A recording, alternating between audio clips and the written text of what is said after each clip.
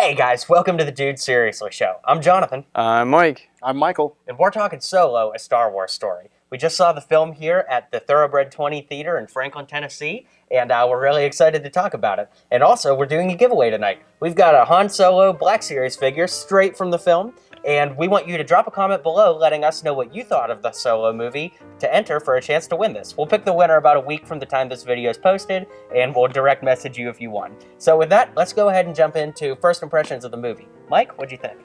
I liked it a lot. I really did. It's back to the OT for me in so many ways. And for those who are boycotting this based on some kind of build-up against Last Jedi and everything else, well, then you're ruining all the fun for yourself because you're missing out on the very thing that you want, which is authentic Star Wars. So you need to get out there and you need to watch this film. And let's not forget, you're dressed as the man himself. Yeah, it doesn't hurt. Doesn't hurt. Yeah, I mean, I would agree with all of those sentiments. I'm somebody that really didn't care for The Last Jedi. It hasn't sat well with me. But this really did feel like OT Star Wars. From the aliens in the background, to the adventure, to the score. This definitely felt like OT Star Wars. That said, it still lacked in some places for me. I won't get into anything until spoilers. So it's not my favorite Star Wars movie, but... Yeah. I liked it better than Last Jedi. I liked it better than Force Awakens. Definitely liked it better than Rogue One. So I guess by default, this is my favorite of the Disney era. Still not my favorite Star Wars movie, though, but we'll get into that in spoilers. Mike, what'd you think? Well, I think, again, from the Disney era, this is like the first one I've had a really good first impression. You know, usually people are like, what'd you think? And I'm like, well, I don't know, because, you know, we all remember coming out of episode 1 going, wow, that was fantastic. And then you thought about it for a little while, and it was like, no, it really wasn't. And so I've always sort of reserved judgment, but coming right out of this one, I was like, that was fantastic. I really thoroughly enjoyed this one, just upon the first viewing. Awesome. So with that, let's jump into spoilers. If you care about spoilers for Solo, a Star Wars story, here's where you cut out and head for the exit doors. That's right. My favorite joke to make when we do a review in a theater. So we're in spoilers. The spoiler I want to talk about, I'm cutting over the whole movie, is the reveal at the end, who Kira is working for. Darth Maul. That was so random. So random. And it's right away, I want to say it's the one thing that I really didn't like about the movie.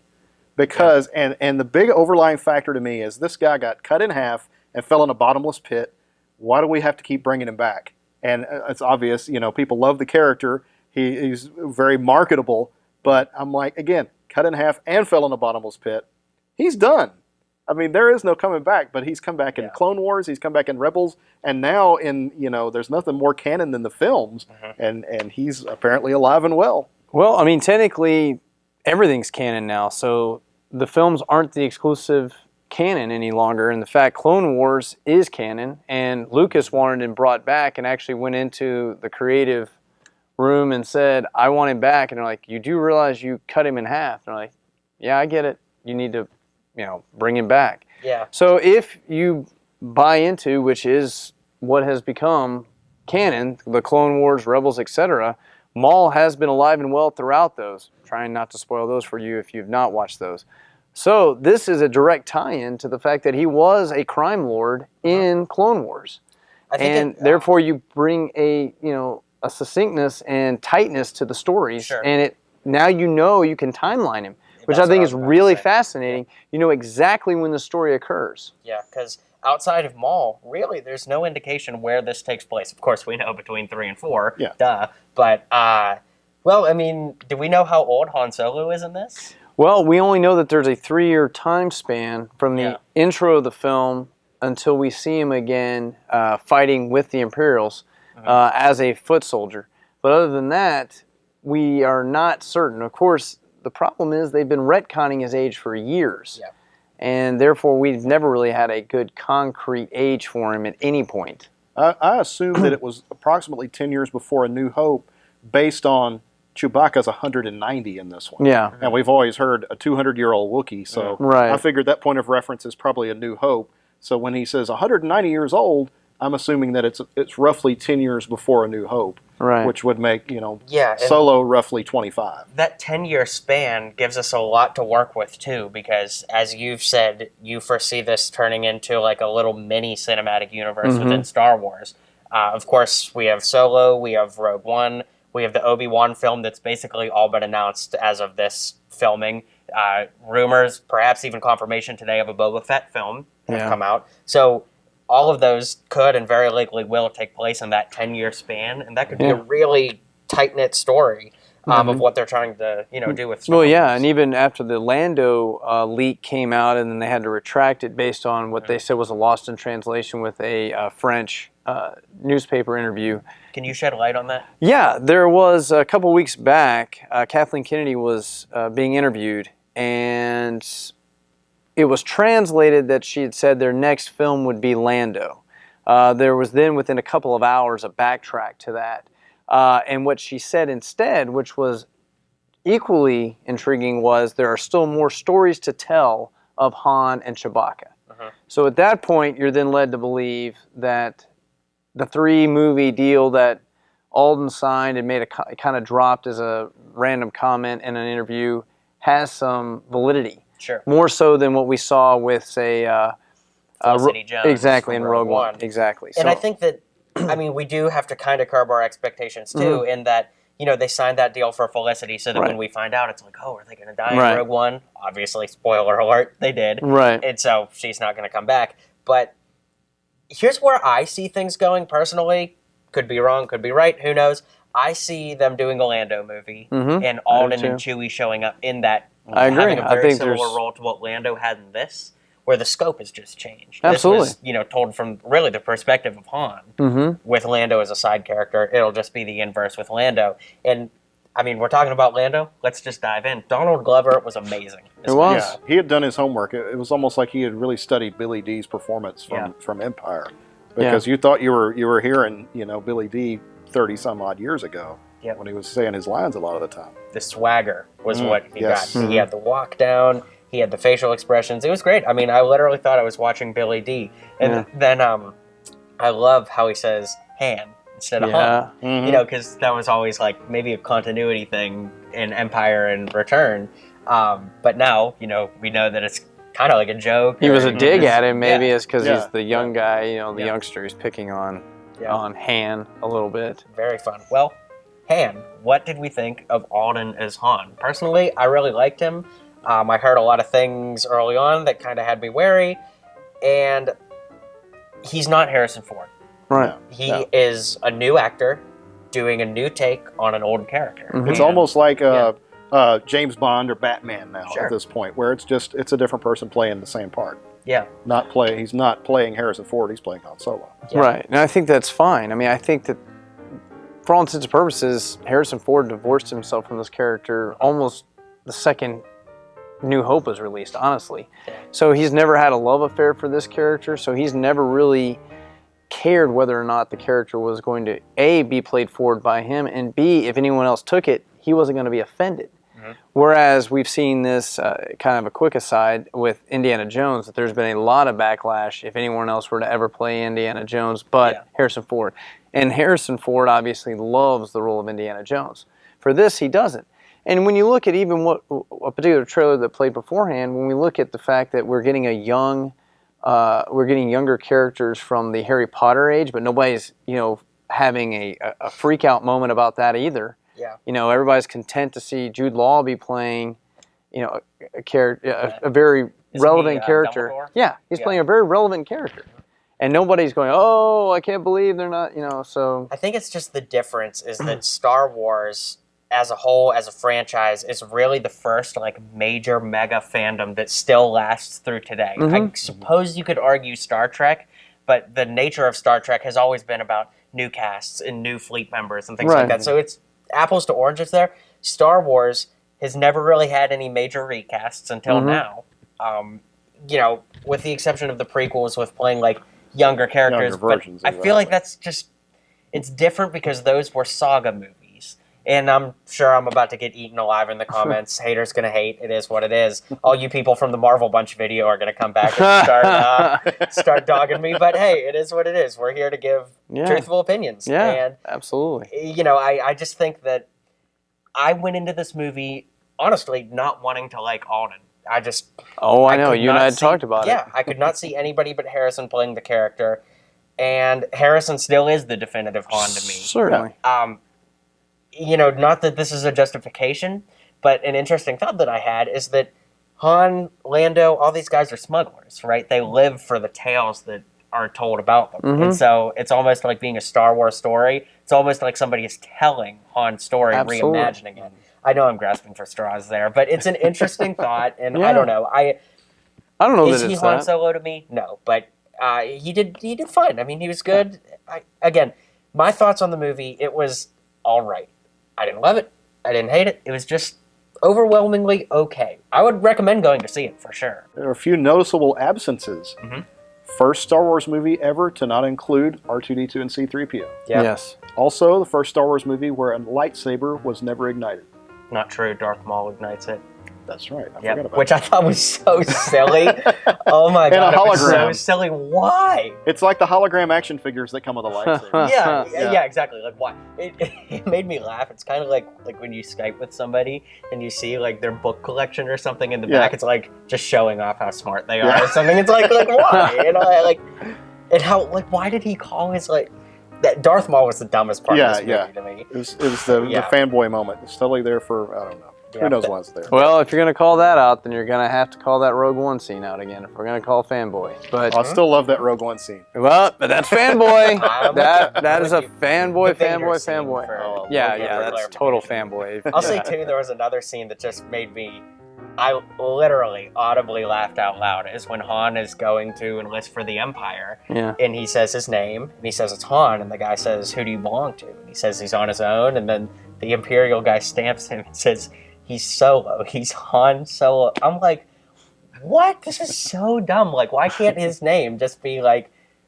Why can't his name just be Han Solo? I was Why does it have expecting to I was be- expecting to meet Ma and Pa Solo in this movie. Yeah, exactly. It's like in Captain America, the First Avenger, when he gets stamped with the 4F. His name isn't Steve 4F. Yeah. It's Steve Rogers. That is his name. Captain 4F.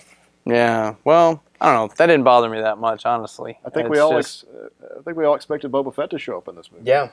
Yeah, I I thought he might, maybe as a background guy, but I don't know if I really thought he'd have any kind of integral role. I think that would have overshadowed a too much storyline at that point. That's almost becoming a Spider-Man film where you're shoehorning way too many characters in. Yeah, I'm grateful that they didn't. But not a Yes. Venom film, because they can't even shoehorn Spider-Man into a movie about a Spider-Man villain. Amen. Can't wait for that review. I enjoyed seeing the Lando skiff guard disguise Yeah. show Yes. up on Woody Harrelson. Yes, especially that was a really nice way to throw off many of us who were trying to figure out what in the world was going on in some of the stills we saw, some of the trailers we saw, because if you see a skiff guard and you see people, you saw them in binders, then you have to assume, oh, we're going to get to see Jabba.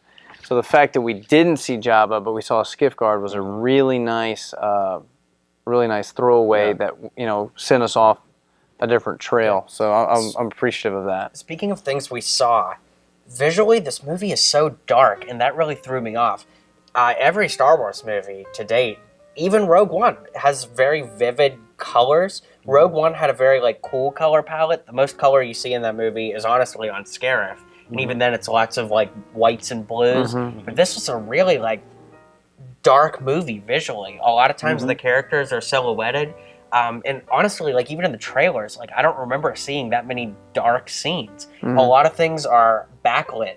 Like when they're in Dryden Voss's penthouse at the top of that ship, all of the light is coming in from the outside, and so there's no light on the characters, so they're just black figures standing there.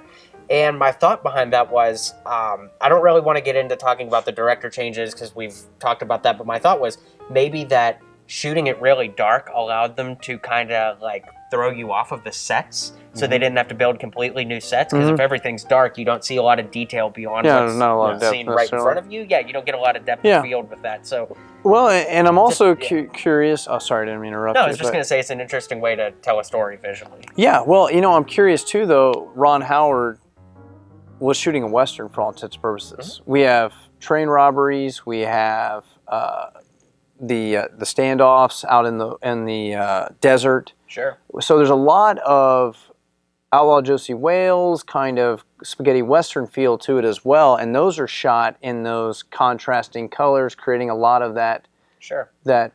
intentional color.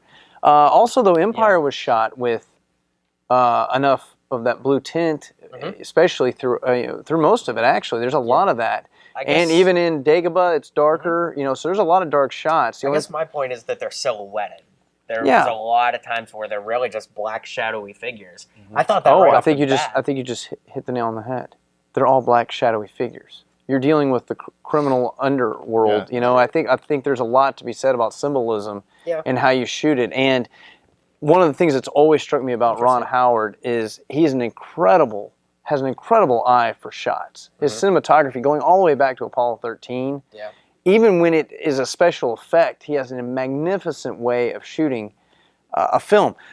For me, the best shot in Apollo 13 is when the rocket is lifting off and you see it from the top, because we've never seen that shot. Yeah. We've never seen a rocket, and we never will in all likelihood unless there's a drone flying above it, shooting that angle, so we get a very unique perspective. And he does that brilliantly in so many things, not the least of which was, if you notice when Nest shows up again during the once again going to take their haul, when it spins and frames Nest, I think that's a really nice term, because now we know what's about to happen. We get a foreshadowing of what's about to happen. We're about to get a turn. Yeah. And then the frame of this particular person. So, I don't know. For me, I think I liked it just because I kind of like the murky, dark, noir kind of feel to certain elements. It's just, God, the Marvel Bunch haters are going to come back on this one. It is such a Star Wars thing to have these vivid colors and things like that. And so it's just different, and I'm probably going to get hated on because, like, oh, you can't accept a new thing in a Star Wars. I'm not saying I don't accept it. I'm just pointing out that it's different. Yeah. And it doesn't necessarily sit well with me, but, I mean, the Star Wars movies are evolving, and that's that. If I don't like that, I just should stop going to see them. But here I am on opening night. Well, I also... The other thing we have to think about for all three of us, and for Michael and I, having grown up with it literally, we were so young, it's difficult for us to even differentiate the films. For all intents and purposes, all three of those films when we grew up are the same film. But they're not. They're clearly directed by different people. They're clearly shot differently. They're clearly written differently. Yeah. So I think we have a difficult time to doing that. Same thing with...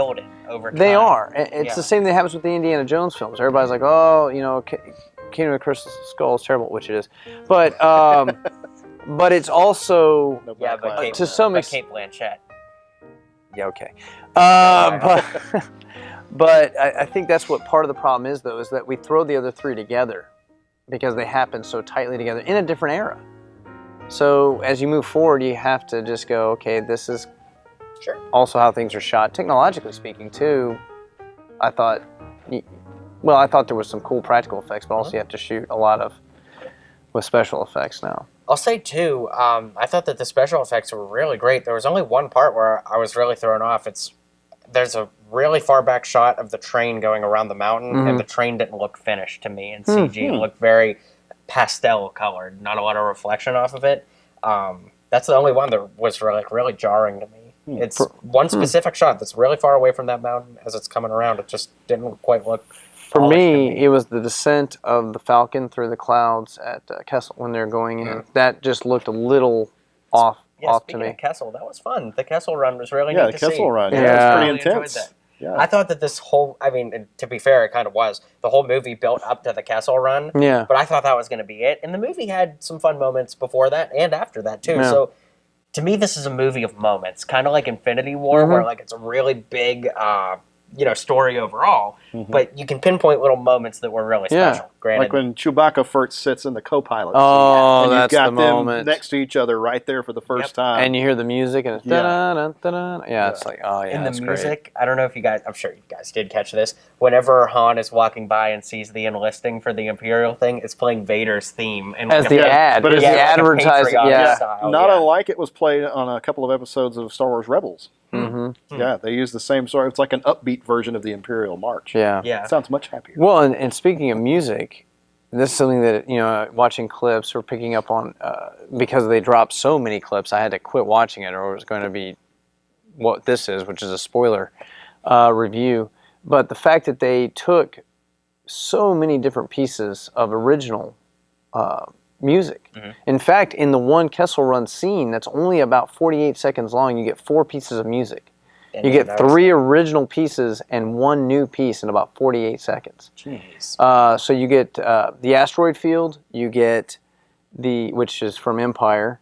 I did recognize that. Yeah, you get the Falcon Pursuit. Then you get the traditional, fanfares. They sit in the Falcon, but then interspersed is an original piece. So that's in a 48-second span. So that is brilliant music as well to be able to put that all together.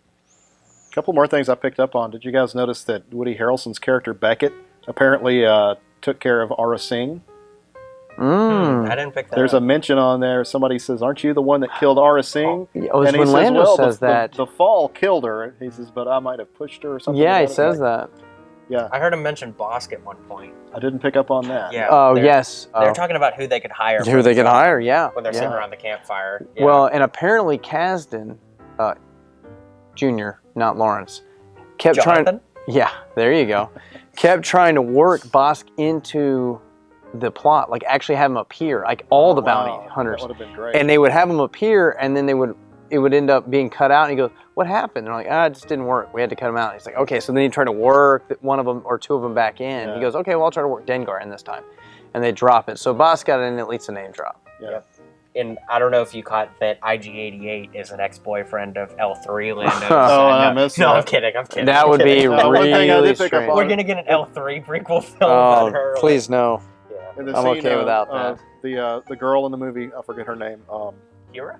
Kira, when she takes down the guard, and L3's like, "Whoa!" and she says, "Terras Kasi." That's from a video game called Knights of Terras Kasi, which was basically a Star Wars version of Mortal Kombat, where it was a one-on-one fighting game, and it's called Masters of Terras Kasi. Wow. Which I might was just supposed give to be a you the fight. figure because Yeah. that's the Yeah. most obscure fact I've ever heard. I think you might have earned it. Yeah. Kidding. Still, comment below. It's up for grabs. Yeah. It's okay. Well, and that's the thing, though. It's like they are really doing a great job of grabbing legends, which is what obviously they call the former canon now as legends, and then still building in lines. I know we've already hammered that to death, the Maul stuff, but it is still tying it directly into the new canon. So they are kind of cherry picking what they like from the Legend series and then bringing us the new canon as well. Yeah, speaking of... go ahead, Mike. I was going to say, it wouldn't be a Ron Howard film without, of course, Clint Howard making an appearance. Right, and he did. Yep, Clint He Howard sure is did. in there.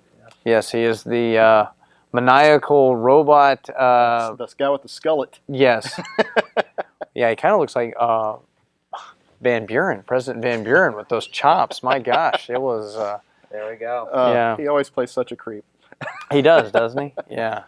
Talking about Star Wars as a whole, just the future of the franchise, now we don't have another film for, what, till 2020? No, we have one next Christmas. Next Christmas. Really? It's about a year and a 19? half. Yeah. Yeah, it's a year and a half. That's all we Episode get. 9 will be out December of 2019. Yeah. Okay. So it'll be on the 2-year cycle. This one's just a unique Oh, okay, so, all right. drop. It So- just feels out of place. So, anyways, we're getting this nice long break until the next one, and I think that we honestly kind of need that. After, no matter where you fall on The Last Jedi, I think that we need to pump the brakes on Star Wars a little bit and let everybody take a breather. And this is a great way to tab that off. I mean, not my favorite Star Wars movie, probably the best of the Disney era, in my opinion, but this is a good way to leave a little bookmark until we pick up to finish the sequel trilogy. So, closing thoughts? I was a little surprised this one didn't get the fanfare that the others did. There was no Force Friday surrounding this one. It sort of, the merchandise just kind of started showing up. But Yeah. but that being said, I mean, it's kind of like like an underdog Star Wars movie without the fanfare, without the episodic numbering, the Skywalker family, and without all the merchandising, not quite so much of the merchandising. I think this one's kind of a surprise film because a lot of people thought this was going to be a disappointment, and I was impressed. Yeah, for me, just my closing thoughts.